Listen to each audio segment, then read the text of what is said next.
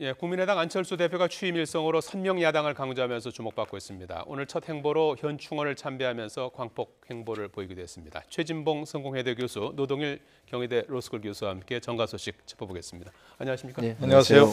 자, 먼저 오늘 오후에 청와대가 오랜만에 다시 전 정부 문건을 발견했다고 발표하지 않았습니까? 그렇습니다. 어떤 문건이었습니까? 대체적으로 이제 안봉근 전 비서관이 비서관으로 있었던 시대에 예. 청와대 제2부속실에서 관리하던 컴퓨터 안에서 예. 폴더가 발견이 된 겁니다. 예. 그래서 종이로 된 건 아니고요. 예. 컴퓨터 안에 폴더 안에 문학의 블랙리스트 관련된 내용도 포함해서 국정농단과 관련된 문서들이 포함되어 있는 걸로 보여지는데 예. 대체적으로 국무회의 회의 자료 그리고 수석비서관 회의, 그러니까 대통령이 주재하는 수석비서관 회의의 자료들이 대체적으로 많은 부분을 차지하고 있고 예. 방금 말씀드린 것처럼 국정농단 관련해서 문학의 블랙리스트 관련된 자료들도 포함되어 있는 것으로 알려지고 있고요. 예. 총 9,308건이 발견이 됐고 구체적인 건 이보다 더 구체적인 내용은 발표를 안 했고요. 예. 청와대 입장에서는 이걸 좀 선별을 해서 대통령 기록관실에 넘겨야 되는 것은 넘기고 만약에 수사에 도움이 된다고 해서 검찰이나 특검이 요청을 한다고 하면 수사 관련 자료들은 특검이나 검찰에 넘기겠다 이렇게 발표를 한 상황입니다. 예. 그동안에 전 정권에서 이제 썼던 문건들을 공개하지 않겠다 이제 이런 입장을 좀 밝히기도 했었는데 오늘 네. 이렇게 또 추가로 발표한 이유는 뭐라고 보십니까? 기본적으로 새롭게 발견되었기 때문에 예. 그것을 이제 내용은 공개하지 않고 예. 이러이러한 성격의 문건이 발견됐다고만 얘기한 것 같습니다. 예. 그리고 이제 기본적으로 전에는 처음 이런 문건이 발견됐을 때는 그 박수현 대변인이 문건 자체를 공개한 적이 있었죠. 예. 저는 그때 그렇게 하는 것은 바람직한 그 처리 방법이 아니다 예. 얘기했었거든요. 이 대통령 기록물 관리법에 보면 그런 경우에는 대통령 기록관으로 이관하는 것이 원칙입니다. 기록관 원칙이고. 예. 그러나 지금 이제 국정농단 관련해서 수사와 재판이 진행 중이니까 혹시 그런 데서 수사와 재판에 예를 들어서 단서가 될 만한 예. 증거가 발견됐다거나 그런 건 당연히 검찰이나 법원 이첩할 수 있겠죠. 예. 그런 것들은 당연히 그건 범죄 증거가 되는 것은 당연히 또 고소고발을 할 수 있는 것들이니까 예. 그런 것은 당연히 검찰로 이관하거나 또는 검찰의 수사를 의뢰하거나 할 수 있는 부분이고요. 그러나 그걸 국민들 앞에 이렇게 내용을 다 공개하는 것은 예. 그건 결코 바람직한 게 아니라 그러는데 오늘 같이 이렇게 기본적으로 원칙도 대통령 기록관으로 이관하고 수사와 재판에 도움이 될 만한 것들은 예. 거기서 요청이 있으면 이첩하겠다. 이런 것들은 아주 제대로 된 정당한 처리 절차를 거쳤다고 봅니다. 예. 예. 자, 어제 전당대회가 있었고요. 국민의당 안철수 대표가 취임 첫 행보로 현충원을 오늘 오전에 참배했습니다. 이승만, 박정희 묘소까지 참배하면서 첫날부터 광폭 행보를 보였는데요. 참배 후 기자들과 나눈 얘기부터 잠깐 들어보시겠습니다. 어제 문재인 대통령이랑 통화하셨다고 보도가 나왔는데 혹시 어떤 내용 가지고 좀 얘기하셨는지. 국익과 민생에 부합되는 그런 정책에 대해서는 저희들은 적극적으로 지원하겠다. 대통령께서도 우리 국회를 존중하고 그리고 협치의 정신을 살려서 적극적으로 그 대화에 임하시기를 바란다고 말씀드렸습니다. 혁신위 활동이 사실상 종료화됐는데 그동안 혁신위가 마련한 시도당 강화나 이런 혁신안들은 받아들이실 생각이 있으신가요? 지난 혁신위의 안들을 받아들이면 물론이고 더 계승 발전하겠습니다. 제2창당위원회를 만들어서 더 혁신을 하는 모습들 국민들께 보여드리겠습니다. 예, 안철수 전 대표 취임 일성으로 어제는 이제 선명한 야당을 강조했고요. 오늘은 제2창당 언급까지 했는데요. 어떻게 좀 강철수가 될까요? 어떻게 보십니까? 일단은 지금 현 정부와의 각을 세우는 모습을 보일 가능성이 있다고 봅니다. 저는 예. 그 이유가 자강론이라고 생각이 되는데요. 국민의당 입장에서는 지금 현재 자강론을 펼칠 수밖에 없는 상황이고 연대론이나 통합론이 나오는 것에 상당히 불쾌한 감정을 드러내고 있습니다. 예. 특히 이제 호남 지역 출신 의원들이 주축이 돼서 지난 이제 전당대회 치르는 과정에서 더불어민주당과의 통합이나 연대 문제를 계속 물밑에서 작업하는 부분들이 얘기가 돼 왔었는데 그런 부분에 대해서 안철수 대표 입장에서 상당히 불쾌감을 드러낸다고 보고요. 예. 그런 차원에서 본다면 조금 더 강한 야당의 면모를 보일 가능성이 있다고 보여집니다. 그래야만 국민의당이 자발적인 힘으로 자신의 힘으로 일어설 수 있고 선명한 야당의 모습을 보여야만 결국 그러니까 지금 현재 여당과 다른 각을 세우고 있는 일부의 중도층을 끌어들일 수 있는 요인이 될 수 있기 때문에 안철수 대표 입장에서는 자강론을 먼저 세우는 이유 때문에 결국은 좀 더 강한 야당, 선명한 야당의 모습을 보일 가능성이 있다고 보여지고 당분간은 연대는 가능하지만 통합이라든지 당대당 통합 이런 부분들은 제가 볼 때 가능성이 낮다고 보고요. 정치적으로 또는 정책적으로 국회에서 연대는 충분히 가능한 부분이라는 생각이 듭니다. 뭐 앞서서 제2창당위원회도 뭐 구성할 뜻을 밝히기도 했는데요. 네. 어떤 그림을 그리고 있는 것 같습니까? 뭐 기본적으로 지금 얘기한 대로 뭐 강한 야당, 선명한 야당, 그리고 이제 뭐 호남 지역을 기반으로 하되 뭐 전국적 정당화 이런 걸 여러 가지 추구하겠죠.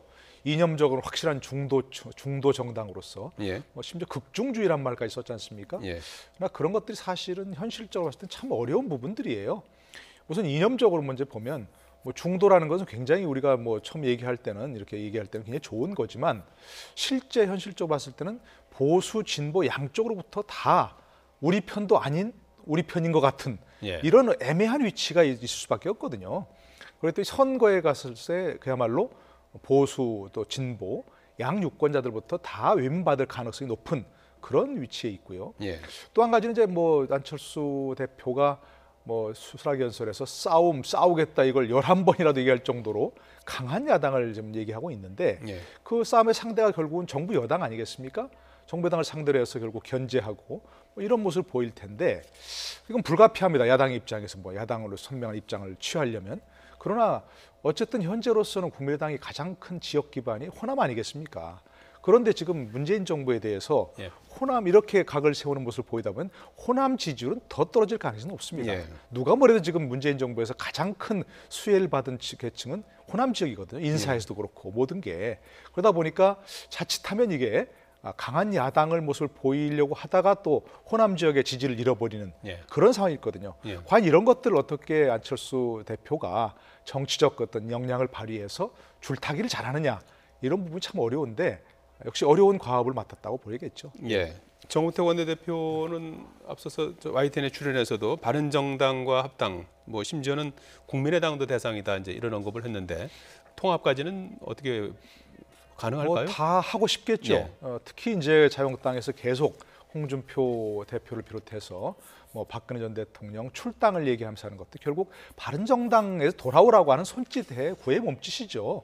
그렇기 때문에 불가피한 어떤 것이고 제가 좀 내년 지방선거를 앞두고서 지금 특히 현장에서는 뭐 야당이 이렇게 갈라져서 다 후보를 다 내버리면 여당과 어떻게 해보겠느냐 이런 것들이 지금 큰 외침이 있기 때문에 불가피하게 통합 내지는 조금 못 미치면 연대라도 할 수 있는 그런 가능성을 모색하자 이런 것은 분명한 그런 움직임인 것 같습니다. 현실로 필요하고요.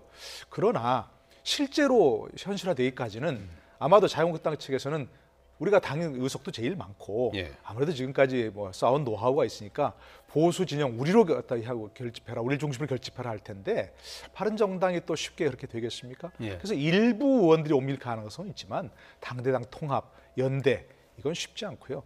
또 한 가지 더구나 국민의당과 이 보수 야당 뭐 바른정당을 포함해서 자유한국당까지 함께하는 것은 정말 쉽지 않은 겁니다. 그렇게 되면 국민의당은 그야말로 다시 한번 얘기하지만 호남에서의 지지를 다 잃어버릴 가능성이 높기 때문에 그런 것이 현실화되기는 쉽지 않은 뭐 그런 연대라고 할 수 있습니다. 안철수 대표가 당장 이제 그 과제 중에 하나가 지지율을 좀 끌어올려야 되는 문제 아니겠습니까? 그렇죠. 어떻게 보십니까? 컨벤션 효과 같은 것들이 좀 나타날까요? 문제는 사실 전당대회 기간 동안 전혀 컨벤션 효과가 안 나타났어요. 전당대회 기간 동안도 결국은 지지율도 계속 답보 상태에 있었고 실제 선거에 참여한 인원들도 아주 20% 30% 정도밖에 안 됐거든요. 그러니까 전체적으로 보면 지지율도 51%를 얻긴 했지만 그게 예전에 본인이 대선 후보로 출마했던 75% 이상의 지지를 받았던 거에 비교하면 상당히 낮은 지지라고 볼 수밖에 없는 상황입니다. 그래서 당장은 어떤 선명한 어떤 모습을 보이지 않는 이상은 지지율이 빠른 시간에 오를 가능성은 낮다고 보여주고요. 지금 안철수 대표가 얘기한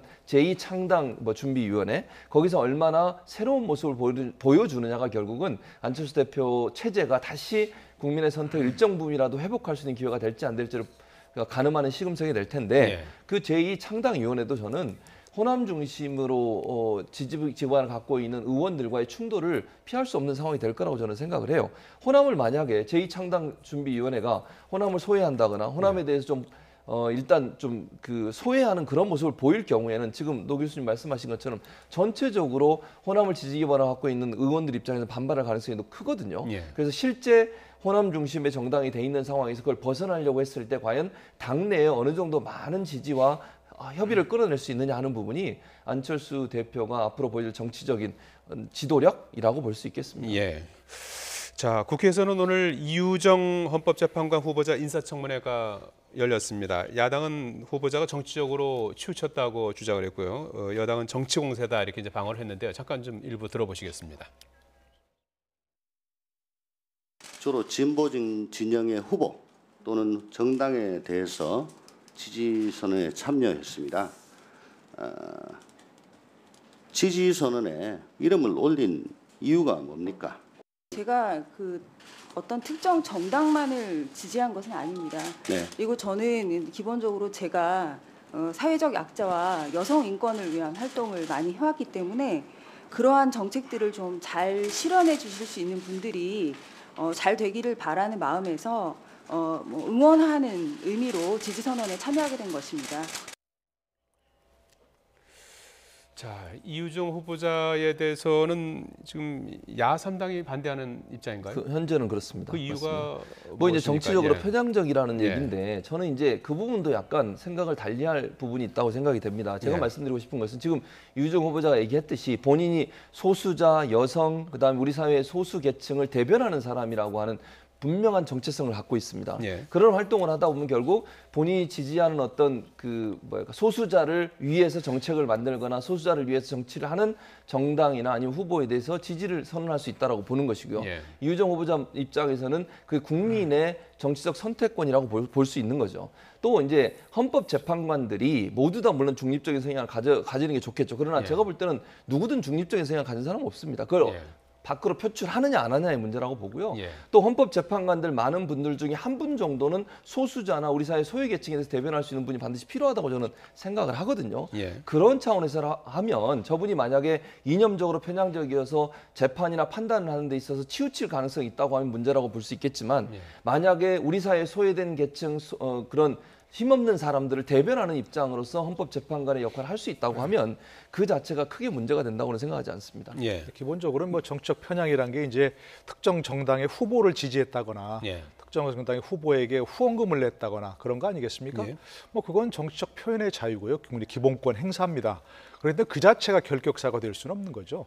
문제는 이제 그렇게 된 사람들이 그런 성향을 가지고 있을 때 헌법재판관이 되어서 헌법재판을 할 때 정치적으로 편향된 판결을 하지 않겠느냐. 이런 점이 이제 우려되는 부분인데요. 예. 오늘 그 청문회에서 나왔지만 이유정 후보자 본인이 재판에서는 철저한 정치적 중립을 지키겠다 얘기했습니다. 뭐 그것으로서 이제 검증이 됐습니다. 예를 들자면 그걸 가지고서 뭐 사실이냐 진실이냐 아니냐 그걸 이제 우리가 판단할 수 있는 근거는 없으니까 본인이 그와 같은 정치적 성향에도 불구하고 철저한 중립을 지키겠다고 했으면 그걸 뭐 믿을 수밖에 없는 것이고요.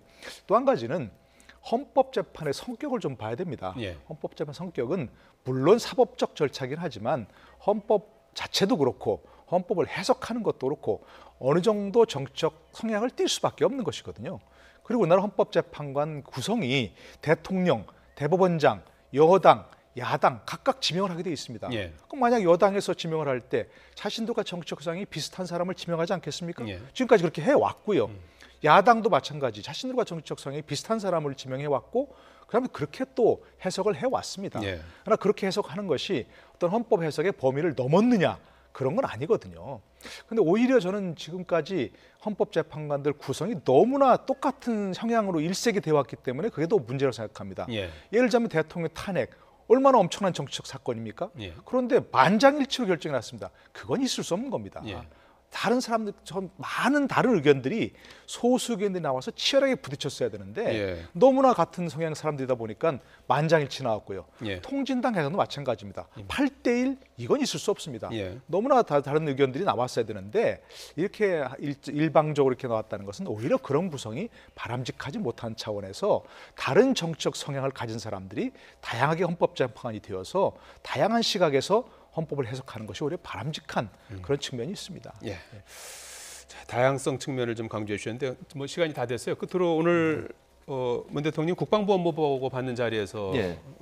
이 강력한 국방 개혁을 주문했다고요. 거의 뭐 그렇습니다. 질타했다는 전언이던데요. 그렇죠. 가장 중요한 문제는 뭐냐면 이제 국방개혁에서 지금 우리 국민들도 의심을 갖고 있고 대통령도 관심을 갖고 있는 게 뭐냐면 이게 비리가 있으면 안 된다는 거죠. 예. 그러니까 국방부가 무기를 도입하고 새로운 무기를 개발하고 이런 과정에서 비리가 너무나 많아가지고 제대로 군이 작전을 할 수 없을 정도로 지금 그렇게 군 시스템 자체가 무너지는 상태이기 때문에 거기에 대해서 강력한 질책을 하셨고요. 만약에 또다시 그런 문제가 발생하면 국방부 장관, 방위청장, 차관까지 다 책임을 묻겠다라고 강력하게 얘기를 하셨어요. 그래서 예. 이제 국방부 입장에서는 이 군 비리 문제를 척결할 수 있도록 TF팀을 만들어서 군 체계 또 군사 무기 체계를 어떻게 잘 활용하고 만들어낼 거냐 하는 부분을 체계적으로 관리하겠다고 발표를 했기 때문에 대통령의 저는 의지가 있기 때문에 저는 더 이상 이제 군납 비리라든지 아니면 군 무기 체제를 개발하는 과정에 있어서 개인이 착복하는 그런 못된 일은 더 이상 일어나지 않을 것으로 생각이 되고 하나만 더 말씀을 드리면 예. 우리 군이 공세적으로 작전이 가능하도록 하라라고 이렇게 지시를 하셨는데 그것도 저는 지금까지 우리 군이 방어적 입장에서만 계속 이제 군 작전을 수행해 왔는데 조금 더 공세적으로 하라는 거예요. 만약에 적이 우리를 침공했을 때는 거기에 적극적으로 대응하고 또 공중 해양 전력도 함께 입체적으로 활동할 수 있는 그런 군의 시스템을 만드는 게 중요하다라고 예. 하는 부분을 강조하셨다고 볼 수 예. 있겠습니다. 그동안에 문 대통령 국방개혁 뭐 여러 차례 강조했는데 오늘 네. 뭐 구체적으로 그렇게 많은 돈 갖고 뭐 했냐 하면서 상당히 강하게 질책을 한 거 글쎄 아니겠습니까? 말입니다. 예, 과거 그 노무현 전 당시 대통령이 얘기했던 것과 예. 비슷한 어조라고 생각이 됩니다. 예. 예, 그것이 군을 불신하거나 군인을 비난하는 것이 아니고 예.